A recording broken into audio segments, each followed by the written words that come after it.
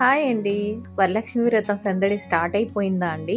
మహిళలందరికీ ఎంతో ముఖ్యమైన పండుగ కదండి. లక్ష్మీదేవిని ఆరాధిస్తూ కోటి వ్రతాలకు సమానమైన ఈ పవిత్ర రోజున అమ్మవారికి ప్రీతికరమైన 5 రకాల నైవేద్యాలు ఎలా తయారు చేసుకోవాలో మొత్తం వీడియో ఇందులో షేర్ చేస్తున్నానండి. ముందుగా అయితే వీడియోని లైక్ చేసి ఛానల్ని సబ్స్క్రైబ్ చేసుకోండి. ఇంకెందుకు ఆలస్యం, పులిహోర దద్దోజనం ఎలా తయారు చేయాలో ఈ వీడియోలో చూసేద్దాం పదండి. ముందుగా పులిహోర కోసం అనేసి ఒక చిన్న నిమ్మకాయ సైజ్ అంతా చింతపండుని తీసుకొని వేడి నీళ్లు పోసేసి దీనిని నానబెట్టుకోండి.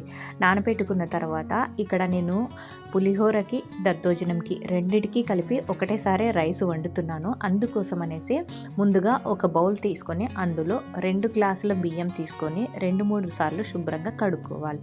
కడిగిన తర్వాత అందులో 2 గ్లాసుల బియ్యానికి 4 గ్లాసుల వాటర్ని యాడ్ చేసుకోవాలి. ఇప్పుడు ఈ బౌల్ని స్టవ్ మీద పెట్టేసుకొని రైస్ని 15 నుంచి 20 నిమిషాల పాటు ఉడికించుకుంటే మనకి రైస్ అనేది రెడీ అయిపోతుందండి. నేను ఇక్కడ రైస్ అనేది పులిహోరకి దద్దోజనంకి ఒకటేసారి వండేస్తున్నానండి. మీకు ఈజీగా తొందరగా అయిపోవాలని అనుకుంటే రైస్ను ఒకటేసారి ఇలా చేసేసుకున్నారనుకోండి, పోపును ఒకటి సపరేట్గా పెట్టుకుంటే సరిపోతుందండి. నానబెట్టుకున్న చింతపండుని గుజ్జు తీసేసి పక్కన పెట్టుకోవాలి. ఆ తర్వాత ఒక కడాయి పెట్టుకొని అందులో 2 టేబుల్ స్పూన్ల ఆయిల్ని యాడ్ చేసుకోవాలి. తర్వాత అందులో 2 టేబుల్ స్పూన్ల పల్లీలు, 2 టేబుల్ స్పూన్ల శనగపప్పు కూడా యాడ్ చేసేసి వీటిని 1 నిమిషం పాటు ఫ్రై చేసుకోవాలి. ఆ తర్వాత ఇందులో 2 టేబుల్ స్పూన్ల పొట్టు మినపప్పు అలాగే కొంచెం కాజు కూడా యాడ్ చేసుకొని వీటిని ఇలా లైట్ గోల్డెన్ బ్రౌన్ కలర్ వచ్చేంత వరకు ఫ్రై చేసుకోవాలన్నమాట. ఇలా ఫ్రై చేసుకున్న వీటినన్నిటిని ఒక కప్పులోకి పక్కకు తీసి పెట్టేసుకోవాలి. ఆ తర్వాత అదే ఆయిల్లోనే 1 టేబుల్ స్పూన్ ఆవాలు, 3 నుంచి 4 చీరిన పచ్చిమిర్చి, 3 ఎండుమిర్చి, కరివేపాకు వేసి వీటిని 1 నిమిషం పాటు బాగా వేయించుకోవాలి. ఇలా వేయించుకున్న తర్వాత ఇందులో కొంచెం ఇంగువను కూడా యాడ్ చేసి మరొక నిమిషం ఫ్రై చేసుకోవాలి. ఇలా ఫ్రై అయిన వీటిలో 1/2 టేబుల్ స్పూన్ పసుపు, 2 టేబుల్ స్పూన్ సాల్ట్ వేసేసి వీటిని మరొకసారి బాగా ఫ్రై చేసుకోవాలి. ఇలా ఫ్రై చేసుకున్న తర్వాత ముందుగా రెడీ చేసి పెట్టుకున్న చింతపండు గుజ్జుని ఇందులో యాడ్ చేసుకోవాలి. అలాగే ఒక 1/2 టేబుల్ స్పూన్ బెల్లం కూడా యాడ్ చేసేసి దీనిని లో ఫ్లేమ్లో పెట్టి బాగా మరిగించుకోవాలి. ఇలా మరిగేలోపు రైస్ రెడీ చేసి పెట్టుకున్నాం కదండి, పైన ఉన్న రైస్ అంతటిని కూడా పులిహోరకి యూజ్ చేసుకోండి. అడుగున ఉన్న రైస్ని పెరుగన్నంకి యూజ్ చేసుకోండి. పైన ఉన్న అన్నాన్ని కొంచెం పక్కకు తీసేసి పూర్తిగా చల్లారని ఈలోగా చింతపండు గుజ్జుని 3-4 నిమిషాల తర్వాత చూపిస్తున్నాను చూడండి, మంచిగా దగ్గరగా పడింది అనమాట. ఈ కన్సిస్టెన్సీలోకి వస్తే కరెక్ట్గా సరిపోతుంది. ఇప్పుడు స్టవ్ ఆపేసుకొని చల్లారు పెట్టుకున్న రైస్ని ఇందులో యాడ్ చేసేసి అంతా కలిసేలాగా బాగా మిక్స్ చేసుకోవాలన్నమాట. ఇలా అంతా బాగా కలిపిన తర్వాత మనం ముందుగా వేయించి పెట్టుకున్న పల్లీలు ఉన్నాయి కదండి, అవన్నిటినీ కూడా ఇందులో యాడ్ చేసుకొని మరొకసారి బాగా మిక్స్ చేసుకోవాలి. అంతేనండి, పులిహోర అయితే రెడీ అయిపోయింది. అయినా ఎందుకో తెలియదండి, ప్రసాదాలు చేస్తున్నామంటే మనం వాటిని టేస్ట్ చూడకపోయినా సరే అవి ఎంత పర్ఫెక్ట్గా ఎంత టేస్టీగా వస్తాయో కదా. అదే మరి ఏకాగ్రతతో మంచిగా మనస్ఫూర్తిగా చేస్తే ఏ రెసిపీ అయినా సరే చాలా పర్ఫెక్ట్గా వస్తుందన్నమాట. అమ్మవారికి భక్తితో చేస్తాం కదా, అందుకని అంత పర్ఫెక్ట్గా వస్తుంది. మన నెక్స్ట్ ప్రసాదం వచ్చేసి బెల్లం పొంగలి ఎలా తయారు చేసుకోవాలో ఇప్పుడు చూద్దాము. మీరు కావాలంటే బెల్లంకి బదులు చక్కెరను కూడా ఇక్కడ యూజ్ చేసుకొని పొంగలి చేసుకోవచ్చు. దీనికోసము ముందుగా ఒక కడాయిని పెట్టుకోవాలి. ఆ తర్వాత అందులో ఒక 1/2 గ్లాసు పెసరపప్పుని వేసుకుని వీటిని లో ఫ్లేమ్లో 2-3 నిమిషాల పాటు దోరగా వేయించుకోవాలన్నమాట. ఇలా లైట్ గోల్డెన్ బ్రౌన్ కలర్లకి మారిన తర్వాత స్టవ్ ఆపేసుకొని వీటిని పక్కన పెట్టుకొని చల్లార్చుకోవాలి. ఆ తర్వాత మీరు ప్రసాదం ఎందులో చేసుకుంటారో ఆ బౌల్ని తీసుకోండి. ఆ తర్వాత అందులో ఒక 1/2 గ్లాస్ రైస్ అలాగే మనం వేయించి పెట్టుకున్న పెసరపప్పును కూడా అందులో యాడ్ చేసేసి టోటల్గా 1 గ్లాస్ యాడ్ చేసుకోవాలి. ఇక్కడ నేను పెసరపప్పు బియ్యము 2 ఈక్వల్ క్వాంటిటీ తీసుకున్నానండి. మీరు కావాలంటే పెసరపప్పుని తగ్గించుకొని రైస్ని పెంచుకోవచ్చు అనమాట. ఇలా యాడ్ చేసిన తర్వాత ఈ రైస్ని 2-3 సార్లు శుభ్రంగా కడుక్కోవాలి. నేను ఇక్కడ కంప్లీట్గా పాలతోనే చేస్తున్నానండి. మీరు కావాలంటే ఈ ప్లేస్లో వాటర్ని యాడ్ చేసుకొని అయినా చేసుకోవచ్చు, లేదంటే సగం పాలు సగం వాటర్ని యాడ్ చేసుకొని అయినా కూడా చేసుకోవచ్చు. ఇక్కడ 1 గ్లాసు రైస్కి గాను 6 గ్లాసుల పాలనైతే యాడ్ చేసుకోవాలి. యాడ్ చేసిన తర్వాత దీనిని స్టవ్ మీద పెట్టుకొని మీడియం ఫ్లేమ్లో ఉడికించుకోవాలన్నమాట. ఈ బెల్లం పొంగలి పలుకుగా ఉండాలి అని అనుకుంటే మీరు 5 గ్లాసులు మాత్రమే వాటర్ని కానీ పాలని కానీ యాడ్ చేసుకోండి. అలాగే చల్లారిన తర్వాత గట్టి పడకుండా లేకుండా ఉండాలి అంటే ఈ క్వాంటిటీలో వేసుకుంటే కరెక్ట్గా సరిపోతుంది అనమాట. ఇలా మీడియం ఫ్లేమ్లో 10 to 15 మినిట్స్ ఉడికించిన తర్వాత ఈ కన్సిస్టెన్సీలోకి వస్తుందండి. ఇలా ఈ కన్సిస్టెన్సీలోకి వచ్చిన తర్వాత ఇందులో 1.5 గ్లాసు బెల్లంని యాడ్ చేసుకోవాలి. 1 గ్లాసు బియ్యానికి కాను 1.5 గ్లాసుల బెల్లం అయితే కరెక్ట్గా సరిపోతుందండి. కొంచెం ఎక్కువగా తినే వాళ్ళైతే ఇంకొక 2 స్పూన్లు ఎక్స్ట్రాగా యాడ్ చేసుకోండి. అదే తక్కువగా తినే వాళ్ళైతే ఇంకొక 2 స్పూన్లు తగ్గించుకోండి, కరెక్ట్గా సరిపోతుంది. ఇప్పుడు నేను చెప్పిన మెజర్మెంట్ అయితే పర్ఫెక్ట్గా సరిపోతుంది అనమాట. బెల్లం యాడ్ చేసిన తర్వాత ఇలా పూర్తిగా బెల్లం కరిగిపోయేంత వరకు మరొక 2-3 నిమిషాలు ఉడికించుకున్న తర్వాత ఫైనల్గా ఒక 1/2 టేబుల్ స్పూన్ ఇలాచి పౌడర్ కూడా యాడ్ చేసుకొని ఒకసారి బాగా మిక్స్ చేసుకొని దీనిని పక్కకు పెట్టేసుకోవాలి. బెల్లం పొంగల్ అయితే రెడీ అయిపోయిందండి. ఇప్పుడు ఇందులోకి డ్రై ఫ్రూట్స్ ని యాడ్ చేసుకుందాము. దానికోసం ముందుగా ఒక చిన్న పాన్ పెట్టుకొని అందులో 2 టేబుల్ స్పూన్ల నెయ్యిని యాడ్ చేసుకోవాలి. నెయ్యి కొంచెం వేడైన తర్వాత అందులో 2 టేబుల్ స్పూన్ల కాజు, 3 టేబుల్ స్పూన్ల కిస్మిస్ ని యాడ్ చేసుకొని ఇవి లైట్ గోల్డెన్ బ్రౌన్ కలర్ వచ్చేంత వరకు వేయించుకోవాలి. ఇలా వేగిన తర్వాత స్టవ్ ఆపేసుకొని ఇలా వేయించుకున్న వీటిని బెల్లం పొంగల్లో యాడ్ చేసుకొని దీనినంతటిని ఒక్కసారి బాగా మిక్స్ చేసుకోవాలి. షుగర్ని అవాయిడ్ చేసేసి ఇలా హెల్దీగా బెల్లంతో చేసుకోండి. డయాబెటిక్ ఉన్న వాళ్ళు కూడా ఎలాంటి సంకోచం లేకుండా హ్యాపీగా తినేసేయచ్చు అనమాట. అంతేనండి, బెల్లం పొంగలి రెడీ అయిపోయింది. ఇంకా నెక్స్ట్ ప్రసాదం ఎలా తయారు చేసుకోవాలో చూద్దాము. ఇప్పుడు దద్దోజనం ఎలా తయారు చేసుకోవాలో చూద్దాము. ముందుగా ఒక చిన్న కడాయిని పెట్టుకోవాలి. అందులో 2 టేబుల్ స్పూన్ల నెయ్యిని యాడ్ చేసుకోవాలి.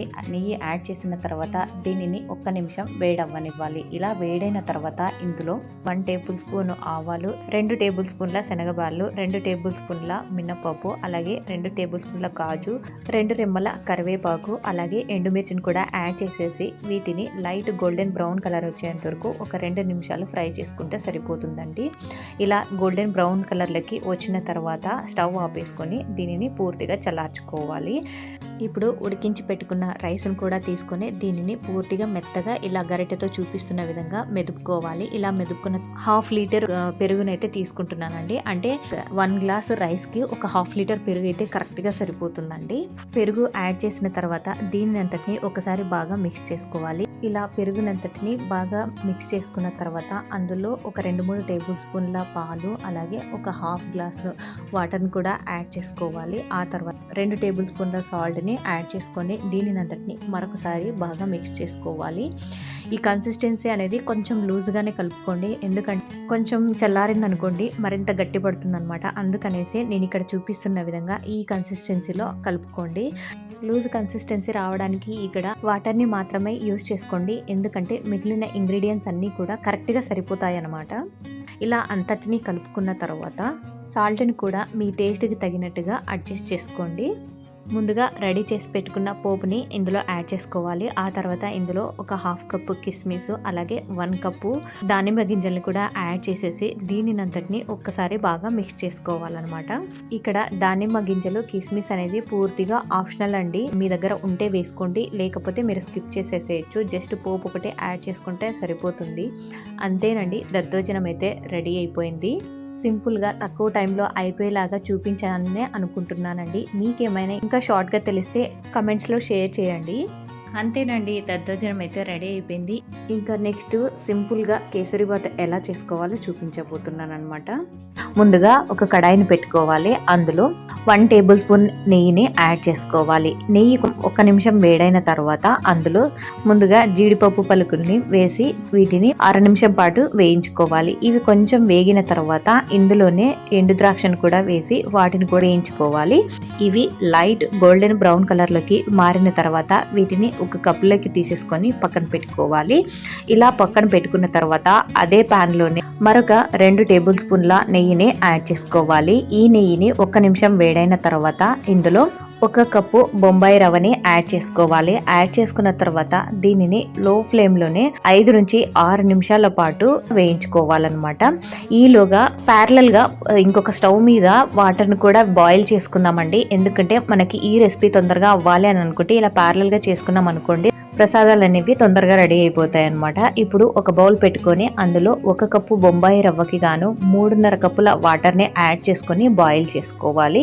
ఈలోగా రవ్వను కూడా ప్యారలల్గా లో ఫ్లేమ్లో పెట్టుకొని ఇలా వేయించుకుంటూ ఉండాలి. అందులోనే మనం వేయించి పెట్టుకున్న జీడిపప్పు పలుకులు అలాగే కొంచెం కుంకుమ పువ్వును యాడ్ చేసుకోవాలి. ఈ రవ్వ వేయించుకునే లోపు మనకి వాటర్ కూడా బాగా మంచిగా మరిగిపోయినాయండి. ఇలా మరుగుతున్న వాటర్ని ఇక్కడ చూపిస్తున్న విధంగా కొంచెంగా వాటర్ని యాడ్ చేసుకుంటూ ఇలా బాగా మిక్స్ చేసుకోవాలి. ఎక్కువసేపు అలాగే వదిలేయకండి, ఉండలుగా ఫామ్ అవుతుందన్నమాట. ఇలా కొంచెంగా వాటర్ యాడ్ చేసుకుంటూ వెంటనే కలుపుకున్నారనుకోండి ఏమాత్రం ఉండలు కట్టుకోకుండా నీట్గా వస్తుందన్నమాట. ఇక్కడ చూపిస్తున్న విధంగా నేనైతే ఈ వాటర్ని ఒక 3 to 4 టైమ్స్ యాడ్ చేశాను అనమాట. మొత్తం వాటర్ అన్నిటినీ ఒక్కసారే యాడ్ చేయకూడదండి. అలా యాడ్ చేసినాం అనుకోండి ఉండలుగా అయిపోతుంది. యాడ్ చేసిన తర్వాత మంచిగా బాగా మిక్స్ చేసినాం అనుకోండి కన్సిస్టెన్సీ ఈ లెవెల్లోకి వస్తుంది. ఇలా వచ్చిన తర్వాత ఇందులో స్వీట్నెస్ కోసం అనేసి ఇక్కడ నేను షుగర్ని యాడ్ చేస్తున్నానండి. 1 కప్పు బొంబాయి రవ్వకి గాను 1.5 కప్పుల షుగర్ని యాడ్ చేస్తున్నానండి. స్వీట్నెస్ అయితే ఈ లెవెల్లో కరెక్ట్గా సరిపోతుంది. కొంచెం ఎక్కువ తినే వాళ్ళైతే గిన ఇంకొక 2 స్పూన్లు ఎక్కువ వేసుకోండి. లేదు తక్కువ తినే వాళ్ళని అనుకుంటే ఒక 2 స్పూన్స్ తగ్గించుకున్నారంటే మీకు కరెక్ట్గా సరిపోతుంది. నేను చూపించిన మెజర్మెంట్ అయితే ఎగ్జాక్ట్గా కరెక్ట్గా సరిపోతుంది. ఎక్కువ అవ్వదు తక్కువ అవ్వదు అనమాట. ఇలా యాడ్ చేసిన తర్వాత షుగర్ బాగా కలిసిపోయేలాగా మంచిగా కలుపుకోవాలి. ఇలా కలిపిన తర్వాత మనకి కన్సిస్టెన్సీ అనేది కొంచెం లూజ్ అవుతుందండి. ఏం పర్వాలేదు, ఉడికించే కొద్దీ దగ్గర పడుతుంది అనమాట. ఆ తర్వాత ఇందులో ఒక 1/2 టేబుల్ స్పూన్ ఇలాచీ పౌడరు అలాగే 1 టేబుల్ స్పూన్ నెయ్యి కూడా యాడ్ చేసుకొని కలుపుతూ లో ఫ్లేమ్లో 3 నుంచి 4 నిమిషాల పాటు ఉడికించుకోవాలి. ఎలా ఉడికించుకున్నామంటే కన్సిస్టెన్సీ చూడండి, ఇక్కడ చూపిస్తున్న విధంగా ఈ కన్సిస్టెన్సీలోకి వచ్చిన తర్వాత స్టవ్ని ఆపేసుకోవడమే. మరీ గట్టిగా అయ్యేంత వరకు ఉడికించకండి, ఎందుకంటే ఇది చల్లారిందనుకోండి మరీ గట్టిగా అయిపోతుంది, తినడానికి అవ్వదనమాట. కేసరీబాత్ రెడీ అయిపోయిందండి. ఇప్పుడు నెక్స్ట్ వచ్చేసి గారెలు ఎలా తయారు చేసుకోవాలో చూసేద్దాము. ముందుగా ఒక బౌల్ తీసుకొని అందులో ఒక 1/2 కప్పు మినపప్పుని యాడ్ చేసుకోవాలి. ఆ తర్వాత దీనిని శుభ్రంగా 2-3 సార్లు కడిగిన తర్వాత అందులో ఒక 3 గ్లాసుల వాటర్ని అయితే యాడ్ చేసేసి 3 to 4 అవర్స్ నానపెట్టుకోవాలన్నమాట. పండగ రోజు చేసుకోవాలనుకునే వాళ్ళు ముందు రోజు నైటే నానపెట్టుకోండి, సరిపోతుంది అనమాట. మార్నింగ్ లేవంగానే రెడీ చేసేసుకోవచ్చు. ఇలా 3 to 4 అవర్స్ నానిన తర్వాత వీటిలో ఉన్న వాటర్ని వంపేసి మరొకసారి శుభ్రంగా కడుక్కొని ఈ మినపప్పునైతే మిక్సీ పట్టుకోవాలి. నేను ఇక్కడ చిన్న మిక్సీ జార్లో ఆడిస్తున్నానండి, ఎందుకంటే చిన్న మిక్సీ జార్లో ఆడించడం వల్ల పిండి అనేది గట్టిగా ఆడించుకోవచ్చు. పెద్ద మిక్సీ జార్లో ఆడించామనుకోండి అది అంత పర్ఫెక్ట్గా రాదనమాట. అందుకని చిన్న మిక్సీ జార్లో కొంచెంగా యాడ్ చేసుకుంటూ దీనిని మిక్సీ పట్టుకోవాలి. ఇక్కడ వాటర్ అయితే జస్ట్ 1 or 2 స్పూన్స్ వాటర్ మాత్రమే యాడ్ చేయాలి. ఎక్కువ వాటర్ యాడ్ చేయకండి, ఎందుకంటే వాటర్ ఎక్కువ యాడ్ చేసామంటే ఆయిల్ ఎక్కువగా పీల్చేస్తుంది అనమాట. పిండి ఏమాత్రం పలుకులుగా లేకోకుండా ఇక్కడ చూపిస్తున్న విధంగా సాఫ్ట్గా ఉండాలన్నమాట. అప్పుడే మనకు మినపగారెలు పర్ఫెక్ట్గా వస్తాయి. ఇలా ఆడించుకున్న ఈ పిండిని అంతటినీ కూడా ఒక బౌల్లోకి తీసేసుకోవాలి. మినపగారెల్ని ఒక్కొక్క చోట ఒక్కోలాగా అంటారు కదండి, మేమైతే వీటిని ఉద్దివడ అని అంటాం అన్నమాట. ఇలా పిండి అంతా ఆడించుకున్న తర్వాత దీనిని 3 నుంచి 4 నిమిషాల పాటు ఇలా బాగా బీట్ చేసుకోవాలి. బీట్ చేసినాం అనుకోండి మంచిగా ఫ్లఫీగా వస్తుంది అనమాట. అప్పుడు పైన క్రిస్పీగా లోపల ఫ్లఫీగా వస్తాయి. ఆ తర్వాత డీప్ ఫ్రై కోసం ఆయిల్ని పెట్టుకుందామండి. ఆయిల్ కొంచెం ఎక్కువగానే యాడ్ చేసుకోండి. ఆ తర్వాత బీట్ చేసి పెట్టుకున్న పిండిలో 2 చిన్నగా కట్ చేసి పెట్టుకున్న పచ్చిమిర్చిని అలాగే అల్లము, కరివేపాకు, 1/2 table spoon salt, pinch of baking soda కూడా యాడ్ చేసి వీటినన్నిటిని మరొకసారి బాగా బీట్ చేసుకోవాలి. పచ్చిమిర్చి, అల్లము, కరివేపాకు ఎంత సన్నగా వీలైతే అంత సన్నగా కట్ చేసుకోండి, ఎందుకంటే వడల్లో బాగా మిక్స్ అయిపోతాయి అన్నమాట. వీలైతే మిక్సీలో పలుకుగా ఆడించుకొని యాడ్ చేసుకోవచ్చు. ఆ తర్వాత చేతికి తడిని చేసుకొని వడల్ని ఇక్కడ చూపిస్తున్న విధంగా పిండిని ఇలా చేతిలో తీసుకొని వేసామనంటే ఈజీగా వచ్చేస్తానండి. నేను ఇక్కడ చూపిస్తున్న విధంగా తడి చేసుకున్న చేతితో కొంచెంగా పిండిని తీసుకుంటూ ఇలా మధ్యలో హోల్ పెట్టుకొని రౌండ్ షేప్ వచ్చేలాగా చేసుకున్న తర్వాత వాటిని ఆయిల్లో డ్రాప్ చేసుకోవాలి. ఆయిల్లో డ్రాప్ చేసిన తర్వాత వీటిని వెంటనే కదిలించకండి, 1 నిమిషం అలా వదిలేయండి. ఆయిల్ అయితే మీడియం హీట్లో ఉండాలండి, మరీ ఎక్కువ ఉండద్దు, అట్లని లోను పెట్టుకోవద్దు అనమాట. ఎక్కువలో పెట్టామనుకోండి పైన అంతా వేగుతాయి, లోపల పిండి అలాగే ఉండిపోతుంది అనమాట. అదే లోలో పెట్టామనుకోండి చాలా గట్టిగా వస్తాయి. సో అందుకనేసి మీడియం హీట్లో ఉన్నప్పుడు వీటిని వేయించుకోవాలన్నమాట. ఇలా వడలు ఒకవైపు వేగిన తర్వాత ఇంకొక వైపు కూడా టర్న్ చేసుకొని ఇక్కడ చూపిస్తున్న విధంగా గోల్డెన్ బ్రౌన్ కలర్లకి వచ్చేంత వరకు బాగా వేయించుకోవాలి. ఇవి వేగడానికి దాదాపు 3 నుంచి 4 నిమిషాల టైం అయితే పడుతుంది. ఇలా అన్నిటిని వేయించుకున్న తర్వాత స్టవ్ ఆపేసుకోవాలి. చూసారు కదండి ఎంత సింపుల్లో చేసుకోవడము, ఎంత క్రిస్పీగా ఎంత ఫ్లఫీగా వచ్చినాయో, చాలా పర్ఫెక్ట్గా వచ్చినాయండి. మీకు కూడా ఇలా రావాలి అని అంటే నేను చెప్పే టిప్స్ అయితే తప్పకుండా ఫాలో అవ్వండి. నాకు ఎలా వచ్చాయో సేమ్ మీకు కూడా అలాగే వస్తాయి అన్నమాట. అన్ని రెసిపీస్ కూడా సింపుల్గా షార్ట్కట్లో చూపించానని అనుకుంటున్నాను. ఈ వీడియో కనుక నచ్చినట్టయితే లైక్ చేసి షేర్ చేసి సబ్స్క్రైబ్ చేసుకోండి. Have a nice